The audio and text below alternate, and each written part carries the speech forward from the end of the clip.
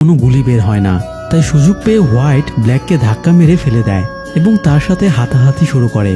White হাতের কাছে একটা পেন্সিল পেয়ে সেটা দিয়ে ব্ল্যাককে আঘাত করে ধরাশয়ী করে ফেলে। এই সময় ব্রাউন ও হোয়াইটকে বাধা দিতে আসে, কিন্তু হোয়াইট ব্রাউনকেও পেন্সিল দিয়ে ঘায়েল করে। তারপর উঠে দাঁড়িয়ে গানটা তুলে নেয়। হোয়াইট তাদের দিকে গান পয়েন্ট করে গুলি চালায়, কিন্তু এবারও গুলি বের হয় না। হোয়াইট বুঝতে পারে এই গানটাতে ফিঙ্গারপ্রিন্ট আইডি দেওয়া আছে, যার কারণে শুধুমাত্র গার্ডের হাত থেকেই এই গান দিয়ে গুলি চলবে। তাই হোয়াইট গার্ডের কাছে গিয়ে তার হাতের ভেতরে গানটা রেখে তাদের দিকে গান পয়েন্ট করে। ব্রাউন হোয়াইটকে থামিয়ে জিজ্ঞেস করে সে কি চায়। হোয়াইট বলে সে শুধুমাত্র একাই এ রুমে থাকতে চায়, সে বাদে বাকি সবাই যেন রুম থেকে বেরিয়ে যায় এবং নিজেদের ডিসকোয়ালিফাই করে ফেলে। এটা শুনে ব্রাউন আর কোনো বিরোধিতা না করে রুম থেকে বেরিয়ে যায়। এরপরে হোয়াইট ব্ল্যাকের দিকে গান পয়েন্ট করে এবং তাকেও বের হয়ে যেতে বলে, কিন্তু ব্ল্যাক বাইরে যেতে চাইছিল না। তখন ব্লোন্ড বলে ওঠে সে বাইরে চলে যাচ্ছে, এসব ঝামেলার মধ্যে সে থাকতে চায় না। তবে বাইরে বের হবার ঠিক আগ মুহূর্তে ব্লোন্ড বলে ওঠে লাইটস অফ, আর সাথে সাথেই রুমের সব লাইট অফ হয়ে যায়। ব্ল্যাক হোয়াইটের উপরে আক্রমণ করবে ভেবে হোয়াইট অন্ধকারী ব্ল্যাকের দিকে এলোপাথারি গুলি ছুড়তে শুরু করে। তারপরে হোয়াইট লাইটস অন বলতেই সবগুলো লাইট আবার জ্বলে ওঠে এবং দেখা যায় একটা গুলি ব্ল্যাকের বুকে লেগেছে। ব্ল্যাক তখনই মেঝেতে পড়ে যায়। এরপরে হোয়াইট দরজার দিকে গান পয়েন্ট করে দেখে ব্লন্ড এখনো এক পা রুমের ভেতরে দিয়ে রেখেছে, অর্থাৎ সে তখনও রুমের বাইরে যায়নি। তবে হোয়াইটের ব্লন্ডকে কিছু করার প্রয়োজন হয় না, কারণ স্টপ ওয়াচে তখন 80 মিনিট কমপ্লিট হয়ে যায় এবং অ্যালার্ম বেজে ওঠে। তখন হোয়াইট কালো স্ক্রিনের সামনে এসে দাঁড়ায়, তারপরে চিৎকার করে বলে টিকে থাকার জন্য সবকিছু আমি করেছি, তাই আমি এই চাকরির জন্য যোগ্য। আপনি যাকে খুঁজছেন আমি সেই।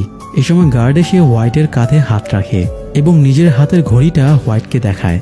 ঘড়িতে দেখা যাচ্ছিল এখনো 80 মিনিট হতে কিছু সময় বাকি রয়েছে। এটা দেখে হোয়াইট বেশ অবাক হয় এবং রুমে থাকা স্টপ ওয়াচের দিকে খেয়াল করে। স্টপ ওয়াচে দুটো বাটন ছিল, একটা লাল অন্যটা নীল। সে দুটো বাটন প্রেস করে দেখে লাল বাটনে স্টপ ওয়াচ চালু হয় এবং নীল বাটনে টাইম দ্রুত চলে যায়। তখন তার মনে পড়ে তারা যখন প্রশ্ন খুঁজতে ব্যস্ত ছিল তখন এক ফাঁকে ডেভ স্টপ ওয়াচের সামনে এসেছিল, আর তখনই ডেভ স্টপ ওয়াচের নীল বাটনটা চেপে টাইমার কিছুটা বাড়িয়ে দিয়েছিল।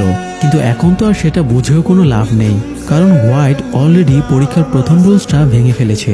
রুলস অনুযায়ী কোনো ক্যান্ডিডেট গার্ড বা পরিদর্শকের সাথে কথা বললে সে ডিসকোয়ালিফাই হয়ে যাবে।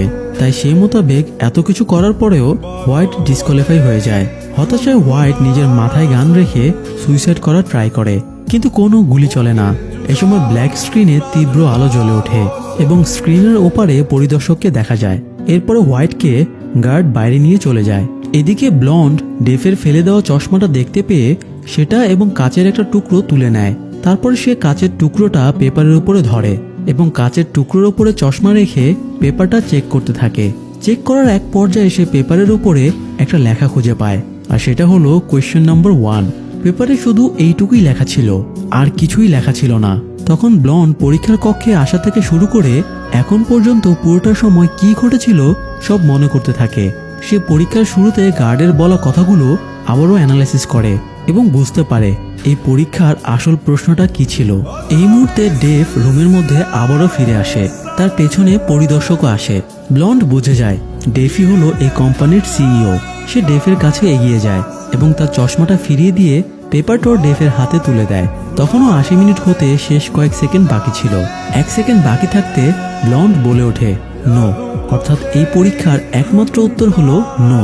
আসলে পরীক্ষার শুরুতে পরিদর্শক তাদের জিজ্ঞেস করেছিল এনি কোয়েশ্চেন। এটি মূলত ছিল এই পরীক্ষার একমাত্র প্রশ্ন, যেটির উত্তর হওয়া উচিত নো, মানে কারো কোনো প্রশ্ন নেই। আর এই সহজ জিনিসটাই কেউ 80 মিনিট ধরে বুঝতে পারেনি। যদিও শেষ মুহূর্তে ব্লন্ড প্রশ্নটা ধরতে পারায় তাকে চাকরিটা দেওয়া হয়, কিন্তু ব্লন্ড বলে সে এই চাকরিটা অ্যাকসেপ্ট করবে না। সে ব্ল্যাকের দিকে ইঙ্গিত করে বলে যে চাকরির জন্য একজন মানুষের জীবন চলে যায় সেই চাকরি সে করবে না। তখন পরিদর্শক বাঘা হাসি দিয়ে বলে কে বলেছে ও মারা গিয়েছে? এটা শুনে ব্লন্ড ব্ল্যাকের কাছে এগিয়ে যায় এবং দেখে সে এখনো বেঁচে আছে। তখন পরিদর্শক তাকে এক্সপ্লেন করে বলে রোগের গবেষণা করতে গিয়ে তারা একটা ম্যাজিক বুলেট আবিষ্কার করেছে, যেখানে একটা ট্যাবলেটের মাধ্যমে সমস্ত কোষগুলোকে পুনরায় উৎপাদন করা সম্ভব। বুলেট হয়ে এটা শরীরে ঢুকে সমস্ত ভাইরাস এবং অসুস্থ কোষগুলোকে মেরে ফেলে মানুষের জীবন বাঁচায়। তাই মানুষের এটি খুব প্রয়োজন।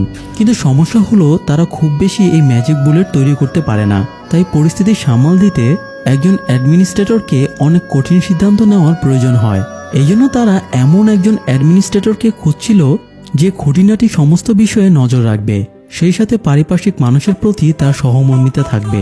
আর এই পদের জন্য ব্লন্ড একদম পারফেক্ট ক্যান্ডিডেট। এরই মধ্যে আবার ব্ল্যাক জেগে ওঠে।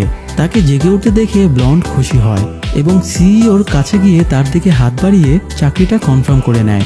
আর প্রশ্নবিহীন পরীক্ষার এই গোজামিল এখানেই শেষ হয়ে যায়।